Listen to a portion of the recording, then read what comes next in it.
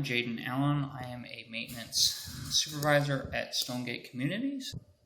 Hello, today we are going to be changing out a water faucet outdoors, and the first thing that you will need to do is turn off your water supply.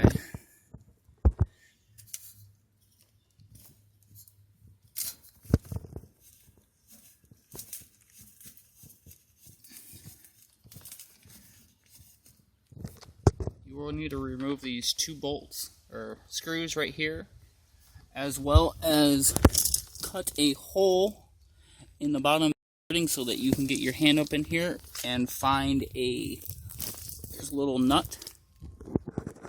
Once you have unscrewed this nut that attaches to this end and remove the two screws, the nut should slide out.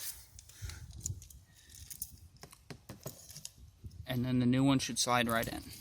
You've secured the nut on the back of the faucet, secure it with the two screws, and then turn on your water, and you should have water. Once you have turned the water back on, check the bolt or the nut in the back to see if you have a leak.